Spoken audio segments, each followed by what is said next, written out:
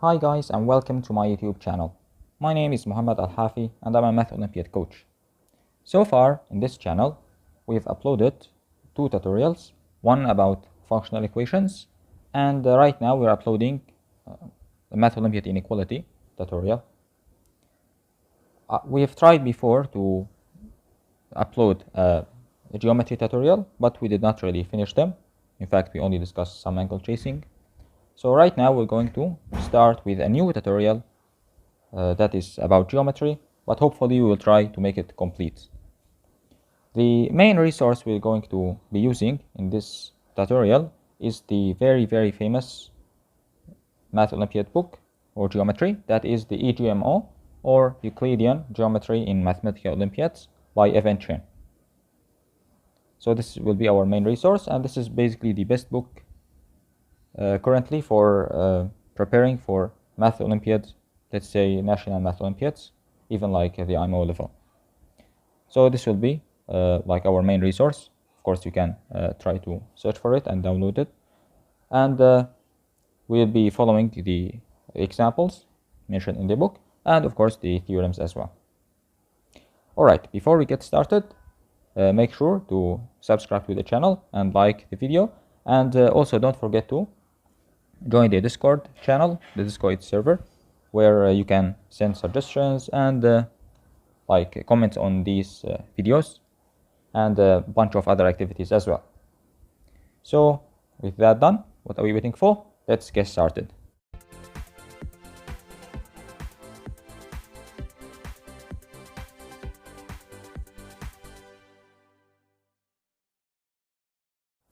Alright, before we get started, I want to show you the content of the book basically. So as you can see, we have here, I think 10 chapters. Yeah, 10 chapters. Basically, if you are preparing for Math Olympiads, like you've started preparing, then the first 5 chapters are really a must. So the first chapter is angle tracing, second one circles, lengths and ratios, assorted configurations, and computational geometry. These ones are really necessary for like solving geometry problems. The rest, like they are not necessary if you're starting, but they are important eventually. So it's really important to study them after you master the first 5 techniques. For example, like myself actually, when I participated in the IMO, I solved the geometry problems using barycentric coordinates, which is like in chapter 7. So yeah, but all of these chapters are important, but definitely the first 5 are a must. Okay, so with that explained, let's now get started with our first video about the first chapter, which is angle tracing. So in this video we'll be explaining the theory, and in the next video we'll be explaining the examples. So this is kind of like hopefully not boring theory, but they are like all very important, and I'll try to divide the video into parts, so you can like immediately jump to the parts that you're looking for.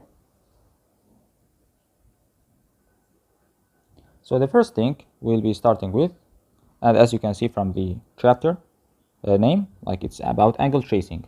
Angle tracing is really very important tool. You're going to need it in nearly all the math geometry problems, because most of the math geometry questions you're just going to need to trace some angles. Like you might, for example, say this angle is x, this angle is y, then you conclude some other angle is, for example, let's say 180 minus x minus y. So we've calculated this angle using both x and y. So this is kind of called angle tracing. First of all, like we'll be focusing on some centers of the triangle. Basically, we have 4 main centers in any triangle. They are the circumcenter, the incenter, the centroid, and the orthocenter. We're going to explain about each one of them gradually, one by one. So our first center of the triangle is called the circumcenter. So let's see what exactly is the circumcenter. So here is a nice diagram. We simply here have a triangle ABC. We have this point O. So usually we denote to the circumcenter as point O. What exactly the definition of this point O? Well, it is the center of the circumcircle.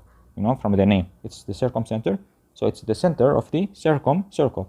What is the circumcircle? It's this circle. The circle passing through the 3 points of the triangle A, B, and C. Sometimes we denote it using like this. This is the circumcircle of ABC. So the center of it is called O. Usually we name it O. Yeah, this is basically the main definition. You can also define this point as the meeting points of the 3 perpendicular bisectors of the sides, because we know that like if we draw perpendicular bisector, like any point here on this perpendicular bisector, it's going to satisfy that it forms an isosceles triangle. And of course O satisfies this property, because we know that O is the center of the circle, so for sure OB is equal to OC. It's even equal to OA. So these guys are equal.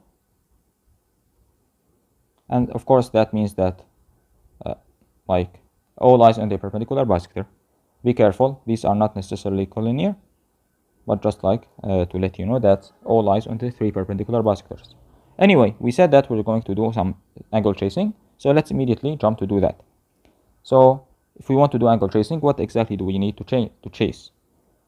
The rule of thumb here is to assume that a triangle ABC has known like angles. So let's say this angle, we're going to denote it with capital A, this angle with capital B, and the same thing for the other angle C.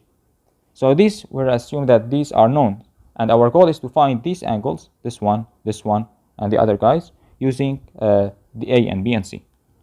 So let's try to do that. Okay, our first goal is to try to find this angle, BOC. By the way, let me clarify that this is B, this is C, and this is A. This is not clear to you. And now let's do the angle tracing. Okay, so in order to do the angle tracing, we don't see like an immediate like idea how we can immediately jump to this from the A, B, and C. So usually it's a good idea to define some variables. For example, let's start with defining this angle as X and this angle as Y. Of course, X and Y, they are not super random. Like we know some property here, let's write it, that X plus Y is A. Okay, next, if we know this angle is X, because we have this isosceles triangle AOC, then sure this is X. And the same way, this is Y as well. So now we can actually calculate this angle AOC and AOB using X and Y. So this angle is of course 180 minus 2X, and this angle is 180 minus 2Y. Here of course we're using degrees. Okay, our goal is to find this angle. So what is this angle? Think about it. These add up to 360. So this must be 2x plus 2y. Alright, so that means we found BOC is just 2x plus 2y. However, remember x and y are variables. So we want to calculate it using A, B, and C. Luckily, we know that x plus y is A. So that means BOC is equal to 2 times x plus y, which is 2a. Alright, so we found indeed that BOC is just 2a. Very nice. Let's erase that. Now we've just found that this angle is 2a. Now, can we find this angle and this angle? Of course we can. Because this is an isosceles triangle BOC, then that means automatically this is 180 minus 2a over 2, and that is 90 minus a, and this one is 90 minus a. Alright, so we are able indeed to find all the angles. Of course, right now you might say, okay, what is this angle? Well, similarly, here we found out that BOC is 2 times this angle. So that means also, in the same way, this angle is 2 times this angle. So similarly, you can calculate that this is 2b, this is 2c, and similarly, you can find that this is 90 minus b, and 90 minus c, the other one. So that means, if you just, like, whenever you see a circumcenter, you should immediately remember that this angle is double this angle. Once you know that, then automatically you will be able to find anything. So make sure that you memorize this. You don't want like to solve some IMO problem and you need to figure out what is this angle. No, you should have it immediately in your mind.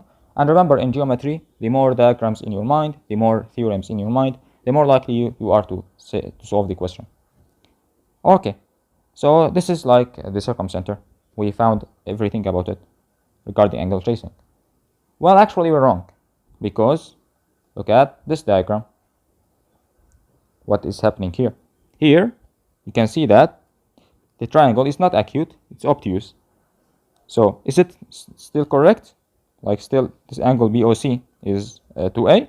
Let's see. This angle is obtuse, so it's greater than 90. So if this was 2A, then 2 times something greater than 90 is greater than 180.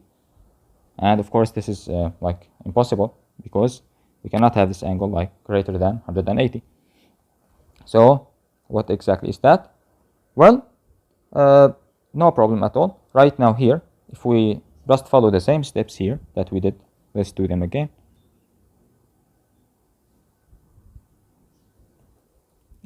Like if we define the same thing, let's say this is x, this is y, then this is x, and this is y, then this is 180 minus 2y, and 180 minus 2x. So in total, if you add this, then you're going to get 360 minus 2x plus y. And that means that now we got that BOC in this case is 360 minus 2a. So make sure you have this in your mind. So if you have an obtuse triangle, it's not 2a, it's 360 minus 2a. However, the other guys, like they don't really like get affected. So for example, this angle, it's still 2 times c. This angle is still 2 times c, and this angle is still 2 times b. So they don't affect. Only the one that gets affected is the one opposite to the obtuse like angle. Alright, so now hopefully like we're done. BOC is either 2a or 360 minus 2a. Now let's move to the next center. So our next center is the incenter. What exactly the definition of the incenter? Well, similarly, before we had the circumcircle, the circumcenter was the center of the circumcircle. Here also, the incenter is the center of the incircle. But wait a minute, what is the incircle? Well, the incircle, from its name, it's a circle that's inside the triangle, but it's actually tangent to the 3 sides. So something like this. Okay, my diagram will not be that accurate, but something like this. So this circle is called the incircle, and the center of it, which we call I, it's the incenter. Actually, it has another definition. This definition is simply the meeting point of the 3 angle bisectors, 3 internal angle bisectors. So that means that here, this like BI is the angle bisector. So this angle is equal to this angle. Same thing here, this angle is equal to this angle. And same thing if we draw AI, because this angle is also equal to this angle. Okay, so this is basically the definition of the incenter. It's a center of the incircle, and it's the meeting point of the 3 internal angle bisectors. And now our goal is to do a similar thing. We also want to calculate all the angles. So let's do that and trace the angles. So of course our goal is to find this angle. Well, luckily here it's much simpler than before, because right now we know that this is an angle bisector. So that means automatically this angle is p over 2. And automatically this angle is c over 2. So if you want to find this, because you know the angles of a triangle add up to 180, then automatically you know that this angle is 180 minus b over 2 minus c over 2. Well, you can say that this angle is that thing. But usually, this keep it as a rule of thumb, when you have something like b plus c, remember that a and b and c, they have like some relation. Because a plus b plus c is 180 degrees. So that means whenever you have b plus c, you can always turn it into 180 minus a.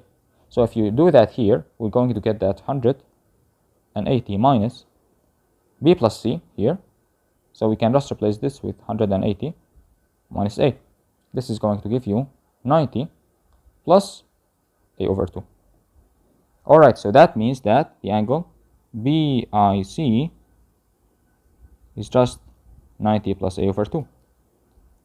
So we can do that here, 90 plus a over 2. Okay, again, this is like really important.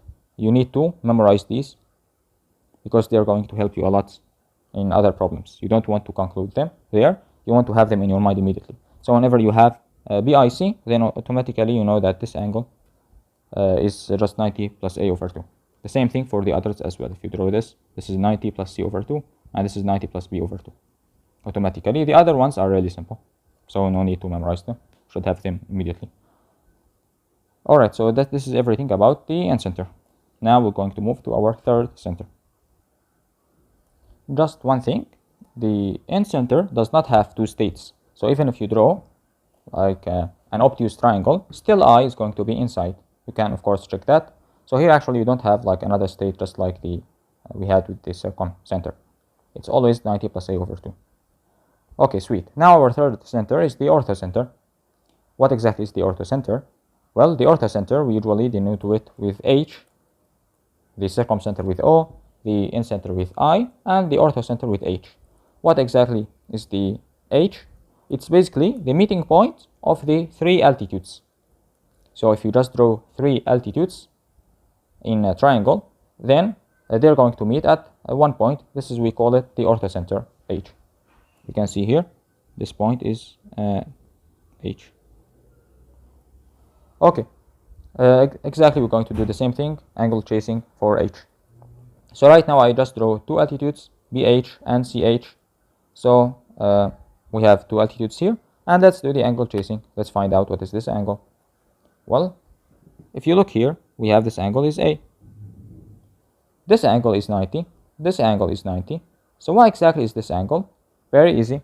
You know, if you have a quadrilateral, then if you add up all the angles, you get 360. So surely this angle is 180 minus A. But guess what? This angle is just equal to this angle, clearly. So that means this angle is also 180 minus A. And that means that we easily calculated that BHC is 180 minus A. Again, automatically, without me even telling you, you add this to your things that you need to have in your mind. Okay, so this is 180 minus A. What about these angles? Can we find these angles? Sure. If you look at this angle, you have this is 90. So this angle is just 90 minus this angle, right? These both add up to 90. So this angle is C. That means this angle is just 90 minus C. Same thing here. This angle is 90 minus B. These are really easy to calculate, but the most important one to find is the 180 minus A, which is this angle right here, BHC. So just keep this in your mind, and this one you should get them automatically. Of course, using the similar idea, you can just find that this is 90, for example, minus this angle, 90 minus A, and you can calculate any of these angles. Okay, perfect. So right now we're done with the orthocenter, and now we'll be moving next. Unfortunately, you might think that our next center is the centroid G. What is the centroid G? It is the meeting point of the three medians. However, we're going to disappoint you that centroid is not really nice with angles. You cannot really calculate, for example, the angle BGC. Right now, don't worry about the centroid. Later on, you'll see actually that we were not really saying the truth, because you can actually play with the angles of the centroid, but using other tools. So don't worry about it right now. Right now, we'll be moving to something really cool. Alright, so now we'll apply what we've learned about the angle tracing of the orthocenter, incenter, and circumcenter on this nice diagram. So here we just have triangle ABC, and we have H, I, and O. And basically, let's do some angle tracing. So right now I'm going to ask you, what is this angle?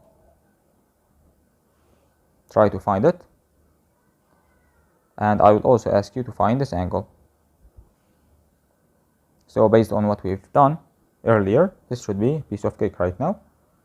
So this angle, you automatically, to calculate it, you just drop the altitude. This is 90, this is B, so this is just 90 minus B. Alright, this is 90 minus B. What about this angle? Also, should be very easy, because once you have O, then if you do this, you know that this is 2B, you know this is isosceles, so automatically you should know that this is 90 minus B. So basically we've just found out that these guys are equal, these two angles. BAH is equal to CAO. And guess what? Because we have the I here, which is the incenter, we know that AI is the angle bisector. So that just means that in fact also like the whole angle, this one, is equal to the whole angle, this one. So that means actually this angle is equal to this angle. And this is like kind of nice, because when you have something like this, then that means you can say that AH is the reflection of AO over line AI. Because of course when you take a reflection like over a line, let's say you want to reflect this line over this line, then you're just going to get something like this, and this angle is equal to this. So of course here we're saying reflection, like we have here a magical reflection. We don't mean that the image of H is O. No, it's not like this. No, it's the image of the whole line AH is a line AO under the like reflection with like over AI, line AI. Okay, anyway, this is basically just a nice thing to keep in mind. Later we're going to see that this means actually that AH is the isogonal line to AO, and in fact H is the isogonal conjugate of point O. Right now don't worry about it, we're going to discuss that once we like discuss the isogonal conjugates in chapter 4. Okay, right now we're done with this idea. Now we will be moving to another idea. Now we'll be discussing a very important thing in geometry, that is cyclic quadrilaterals. Cyclic quadrilaterals appear everywhere in the geometry Olympiad problems, so you better focus here. So I simply draw a quadrilateral ABCD, as you can see in the diagram, and it's cyclic. What does that mean? That means there is a circle that passes through the 4 points of the quadrilateral. I took the center of this circle to be O, and right now we want to explore this diagram, this quadrilateral. Do we have some properties? If they told you in the question that you have a cyclic quadrilateral, well, it turns out that yes, there are plenty, and they are all about like nice angles. So let's just look at them. Right now, if we want to take this angle and this angle, can we find a relation between them? Let's see. Remember, we know we can relate these angles to O, because we've discussed the circumcenter before. Right now we know that O is the circumcenter of this triangle, for example, ABD. As you can see, this one is obtuse. In fact, like O, either is going to be on this triangle, or it's going to be like here, depending on whether it's above this or it's below it on our diagram, of course. So right now, if we want to just connect O to it, so let's draw this DO and BO. Okay, right now if you look, what is this angle? Well, we know that BOD, because this is like obtuse, then we know it's 360 minus 2A from the discussion before.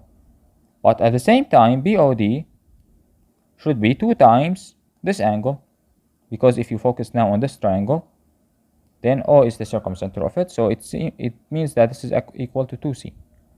And now if we just look at this and move 2A to the other like hand side, and we divide it by 2, we're going just to get that a plus c is equal to 180, which is our first property, and this is very important. So what does that mean? That means whenever you have like a cyclic quadrilateral, then if you add the opposite angles, they always add up to 180. This a plus c is 180. Similarly, b plus d is 180. And guess what? This is not just, one direction. It's in fact two directions. So this is actually equivalency. So that means if you know in some quadrilateral that a plus c, the sum of two opposite angles, is 180, then you already have it cyclic.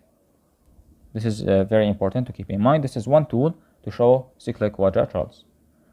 The other tool that we want to do here is we want to find this angle and this angle, have a relation between them. Again, we're going to do the similar technique. So O is the circumcenter of this.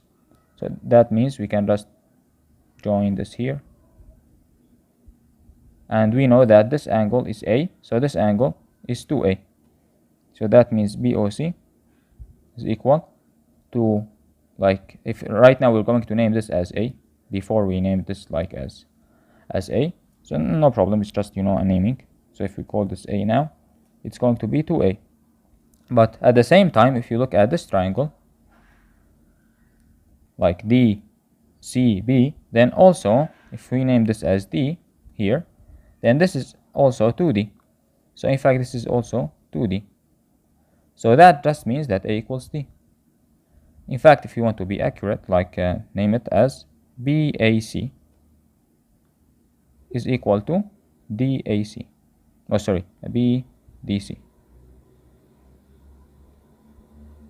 So what does that mean? That means that if you have a cyclic quadrilateral and you have two angles that are sharing the same arc, which is this arc BC, then they are equal. And this is also a very powerful tool to show, cyclic quadrilaterals. So that means right now we have two ways to deal with cyclic quadrilaterals. Either we add two opposite angles, we show it's 180, or we show that two angles that have the same arc are equal. So for example, if you show that this is equal to this, then that works. If you show that this is equal to this, that works as well.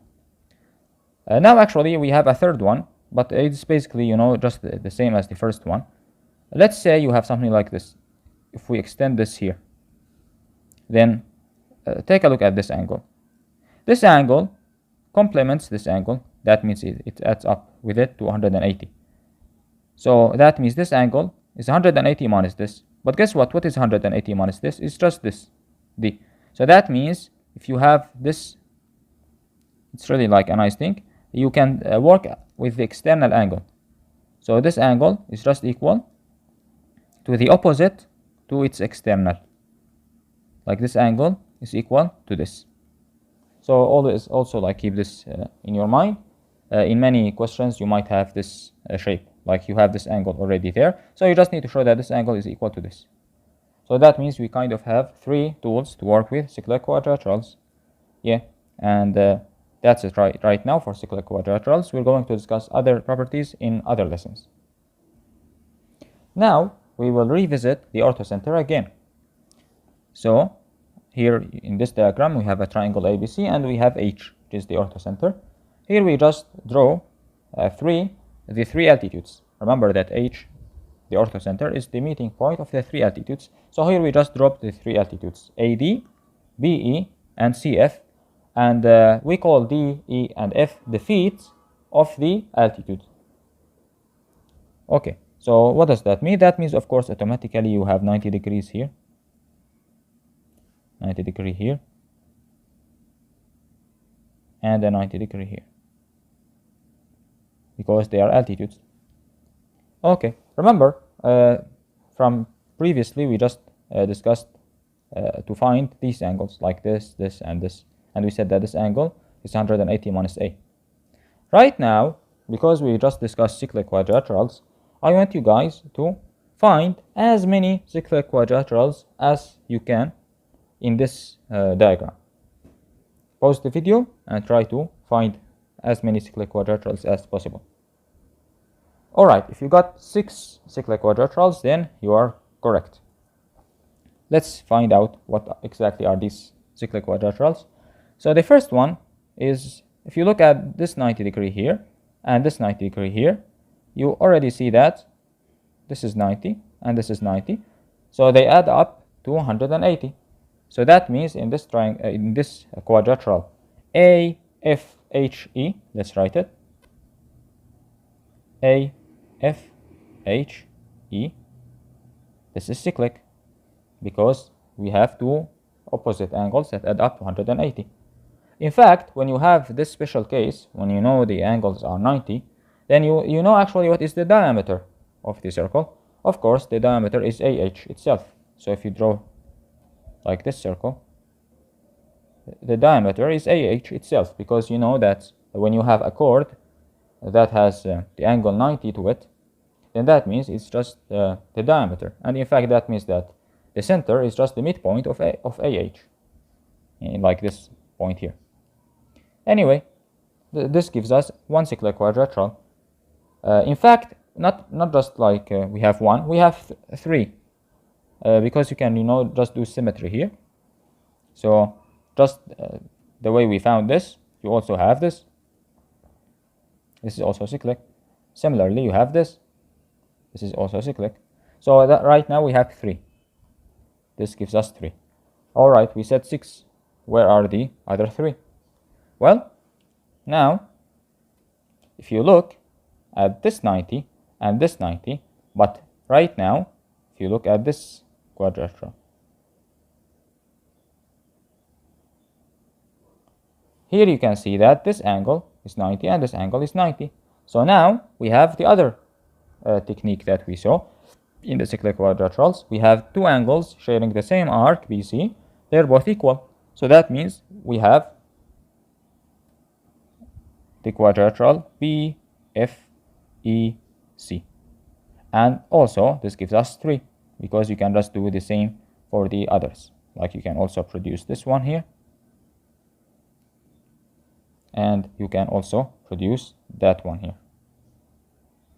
Okay, so right now we have actually in total 6 cyclic quadrilaterals. All right, this is very nice. In fact, like we just forgot to mention the diameter of this BFEC the same way, because we have this is 90, and the diameter is just BC. The diameter is BC, and that means the center of the circle is the midpoint of BC. Alright, anyway, that is actually brilliant, because cyclic quadrilaterals are very nice when you want to do angle chasing, because they give you tons of equal angles. So that means we can do angle chasing easily. Let's see an example here in the same diagram. Let's say we want to find out what is this angle and what is this angle. So right now, this angle, if you want to use this cyclic quadrilateral, this one here, we know that this has this arc, so it's equal to this angle. Alright, very nice. The same thing here. We know that this angle here is also equal to this angle right here. And in fact, what is this angle? Let's calculate it. We can calculate this one easily. It's in fact 90 minus b. So that means this angle is 90 minus b. And similarly, what's this angle? It's also 90 minus b. So this is just 90 minus b. Alright, we have a very nice thing. That means this angle is just equal to this angle. So that means that this line is the angle bisector of the angle FED. So what does that mean? If you look at point H, what does point H represent to this triangle FED? Exactly, it represents the incenter, because it's the meeting point of the 3 angle bisectors. In fact, we call this triangle FED, we call it the Orthic Triangle. And I think the reason is obvious, because H is the orthocenter. So if you just draw the feet of the altitudes, then you get the Orthic Triangle.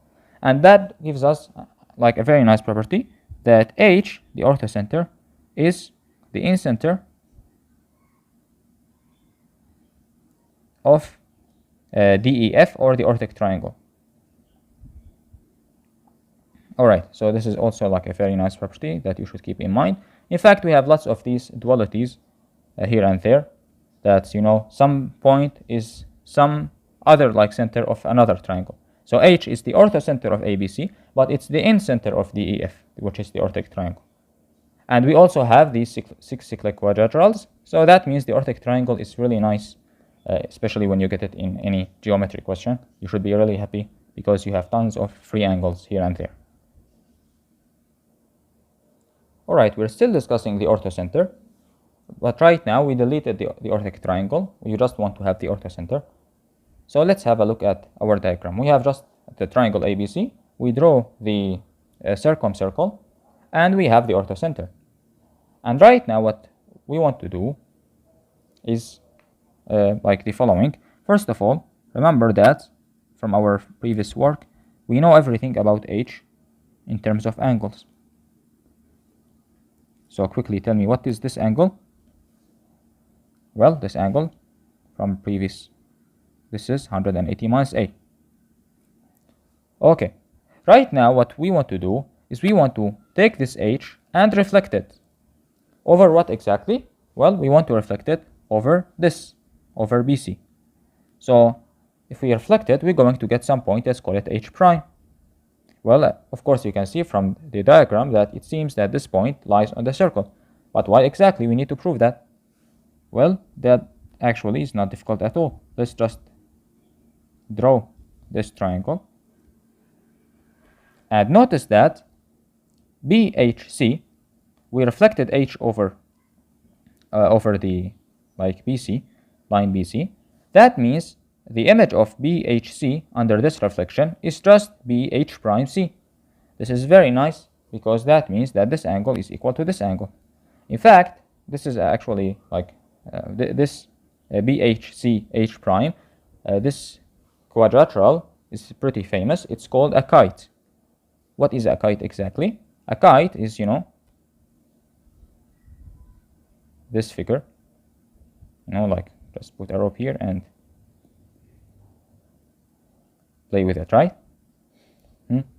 No, right now, the kite actually is very similar to a rhombus, right? But the key thing is these are not necessarily equal. What we need to have equal are those two and those two. So right now, a kite basically is just one triangle, and you reflect it over the diagonal. So you get the identical rectangle, the identical triangle. So that means, of course, this is equal to this, this is equal to this. Right now, we only care about finding this angle, because that means that this angle, of course, is 180 minus A. And that just means that, of course, if you look at the big quadrilateral ABH prime C, then, of course, it's cyclic, because this is A, and this is 180 minus A, so they add up to 180, and that means, indeed, H prime is just on the circle. All right, very nice. Let's delete that. Oops, I still want this. Okay, so we got that H prime lies on the circle. What about the other point we have on our diagram, H prime prime? What is it exactly?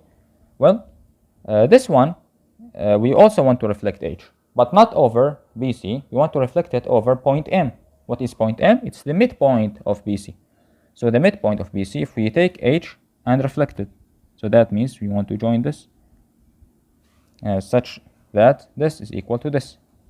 It seems that we also get a point that lies on the circle, the circumcircle. Why exactly? Let's see. Also, let's join these.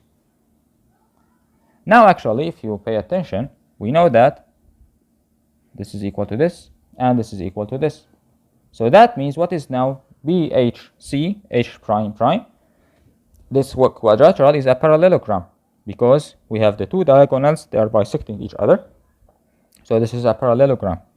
What does that mean? That just means that this angle is equal to this angle. So guess what? Again, this angle is just 180 minus A, And like the same reasoning here, that means that indeed AB H prime prime C is cyclic. So indeed H prime and H prime prime both lie on the circle. Super nice. In fact, we're not done yet. We have something that's also very nice. Let's see what it is exactly. I'm going to just join a. Okay. I want to join this. AH H prime, and of course notice that this is the altitude, of course. And I want to join this. And I want to join this as well. Right now, if you pay attention, we know that this is equal to this by the reflection. And we know this is equal to this also by definition of the reflection.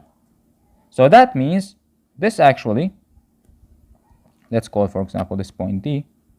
That means that dm is parallel to H prime prime because of the midpoint segment theorem. Like when you have a triangle and you take the two midpoints, then surely these are like parallel. So that means we have like simple logic. This is parallel to this, but this is perpendicular over this, so it's also perpendicular over this. So we have, in fact, this is 90. And what does that mean? What does that mean? What is point H prime prime? You should figure it out. If you just join this chord, A H prime prime, this actually is a diameter in the circumcircle. The reason is it has a 90-degree angle. So that means it's a diameter. So that means that AH prime prime, it's a diameter. So that means we have another definition of H prime prime. You can say it's the reflection of H over the midpoint M, or you can say that it makes AH prime prime a diameter in the circle.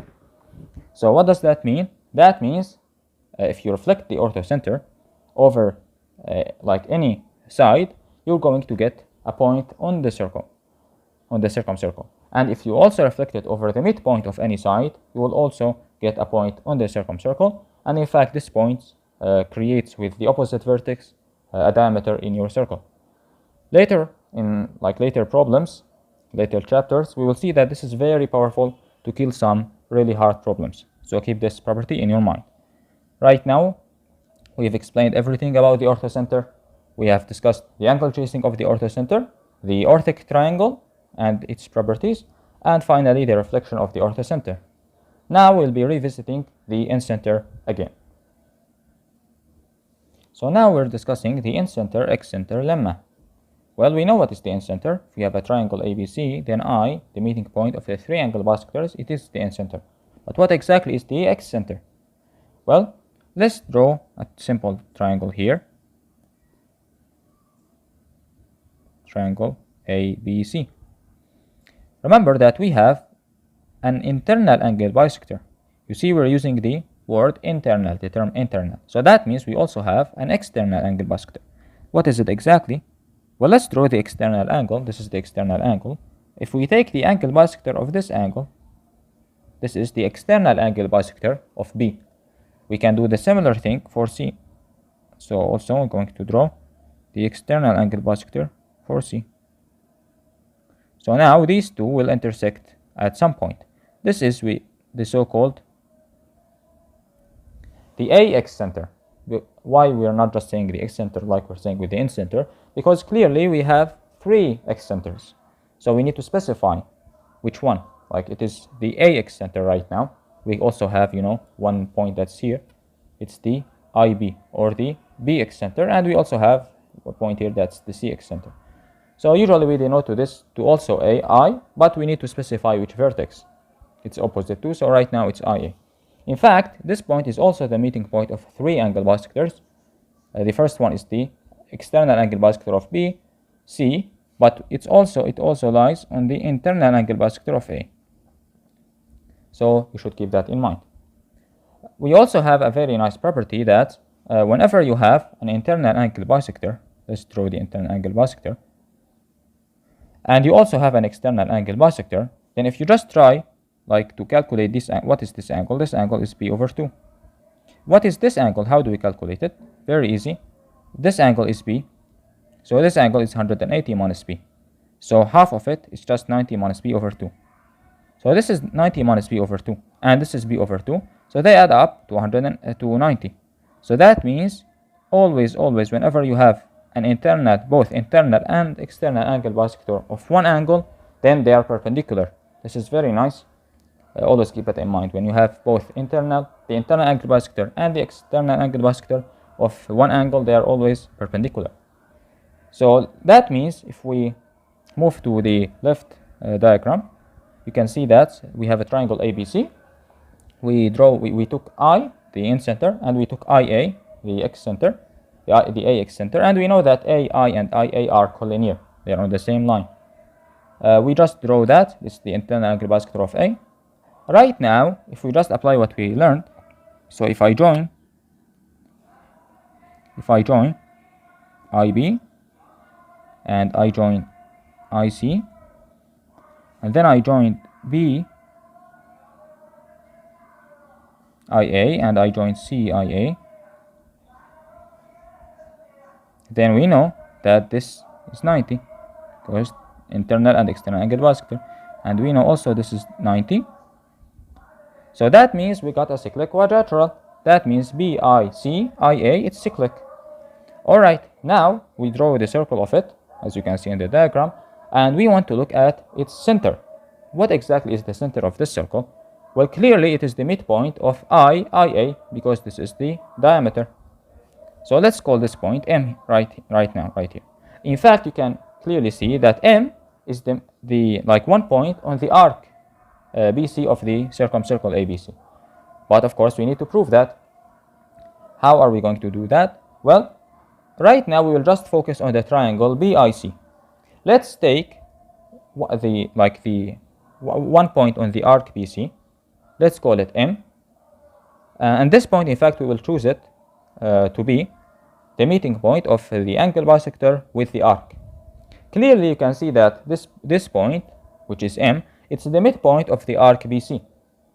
So right now, our definition for M, it's the midpoint of the arc BC. This is how we're defining it. Now we just need to show that M is the circumcenter of the triangle BIC. Well, clearly, because this angle, of course, it's A over 2, and this is A over 2. This is why you know this arc is equal to this arc, and that means that indeed we have this, it's equal to this. So that means we already have that this is equal to this. We just now need to show that they are equal to this, and we'll be done. That shows that M is indeed the circumcenter. So how can we show that these are equal? We just need to show that this angle is equal to this, and hence we need to do some angle tracing. Okay, let's do that. So first of all, let's try to find this angle. This angle, we can like partition it into two parts. The first part, clearly this one, it's B over 2. The other part here, this part, is as you can see, going for this arc, MC, but this arc is just, you see, here it's A over 2. So that means this is A over 2. So that means that IBM, like in total, it's just A over 2 plus B over 2. Okay, very nice. Now we need to focus here. What is this? How can we calculate this? Well, to find this, we just need to find this. It will be its complementary angle. And this angle, we already know it, remember? Whenever you have I, you know all the angles. In fact, this angle is just 90 plus C over 2. So that means that this angle is 90 minus C over 2. So that means we just need to show that 90 minus C over 2 is equal to A over 2 plus B over 2. Well, this is clear. If you just move this to the other side, you will see that A plus B plus C all over 2 is just, 180 over 2, which is 90. So indeed, we showed that it's isosceles triangle, and that just proves that MB equals MI equals MC. So that means that indeed the midpoint of the arc BC of the circumcircle, it is just the circumcenter of, or the center of the circle BICIA. and of course that means it's also the midpoint of IA. This is very, very nice. In fact, I really like this point, and I call it usually the golden point. Like this point M, the midpoint of the arc BC, it is the golden point because it has many nice properties. Let's have a look at it. So if you have like a circumcircle and you have a triangle,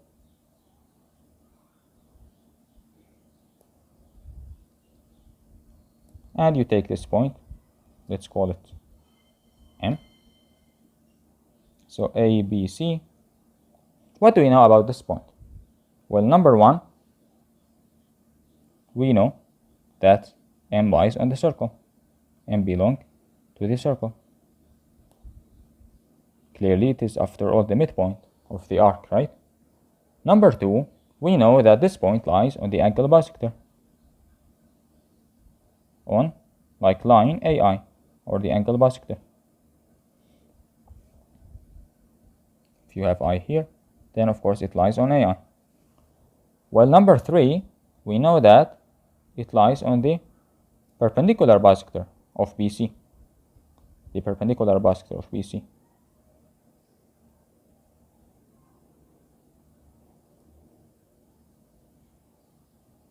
Bisector. Of course, why? Because we know that this is isosceles. And of course, you know, whenever we have an isosceles triangle, that MB equals MC, then automatically it lies on the perpendicular bisector. So that means you have these three properties of this point. It lies on the circumcircle. In fact, it's the midpoint of the arc. It lies on the internal angle bisector AI. It lies on the perpendicular bisector of BC. And of course, it is the circumcenter, or it is the center of the circle, BIC. This is very important. In lots of questions, you will be just given the triangle BIC, and you need to draw its circle. Always, immediately, you should know that, wait a minute, I know what's this circle. It has center, M, the golden point, or the midpoint of the arc. Feel free to use what term you want. Okay, so that just means that we've right now discovered the Incenter, Excenter lemma. This is pretty famous, so you really need to keep it in mind. Alright, our final theoretical part in this lesson, and we'll be done with the theory in this lesson, is about tangents. So let's say we have a circle, like the circumcircle of triangle ABC, and we have a tangent at point A. Of course, what's the definition of a tangent? The definition is it is a line that touches the circle. So it only intersects the circle in one point. You know, like other lines might intersect the circle at 2 points, or they might not intersect the circle at all. But the tangent is between these two cases. It just touches the circle on 1 point. It turns out that we have many nice properties for the tangent. The most important one is that this angle is in fact equal to this angle. But wait a minute, why this is true? Let's try to provide a proof. Basically, what you can think about this one is, let's think that, let's not take the tangent. Let's take some line or here. Let's say that this point is T, AD. Then remember, we already know that if we connect this,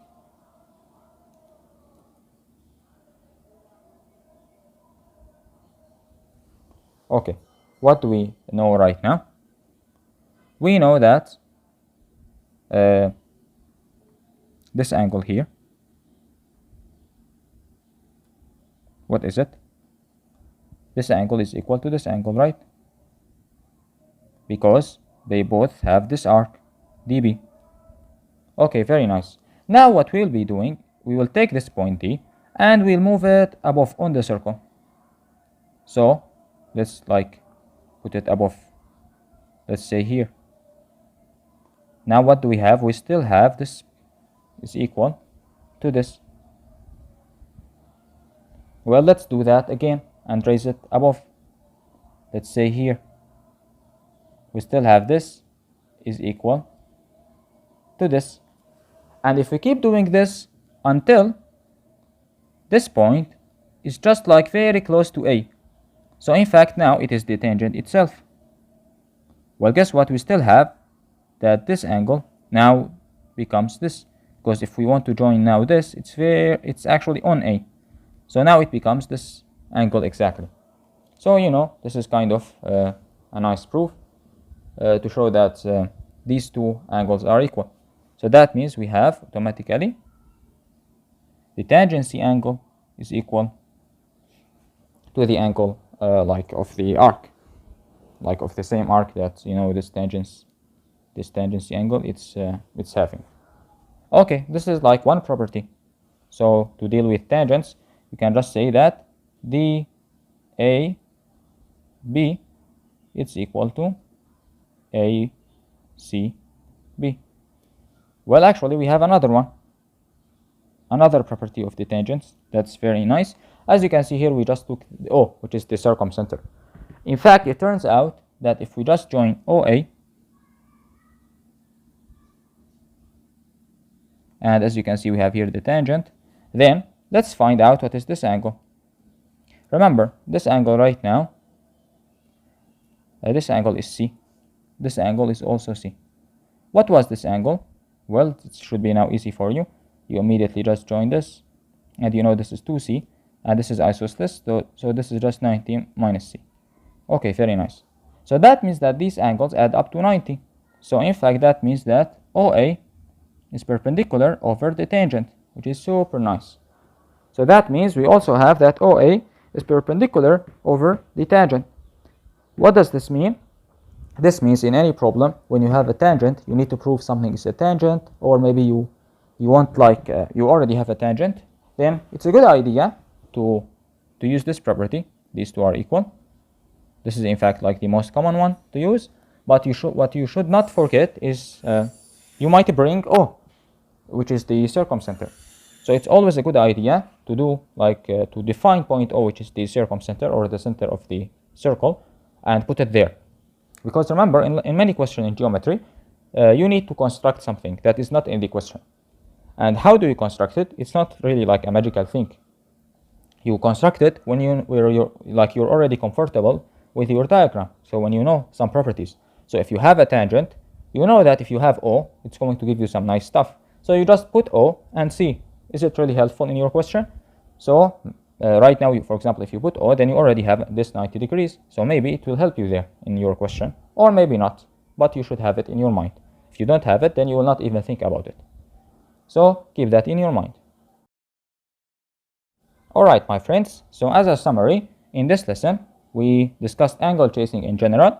We analyzed basically the three centers of the triangle. We analyzed the circumcenter and its angles. We said that BOC is 2 times A if it's acute, and it's 360 minus 2A if it was obtuse.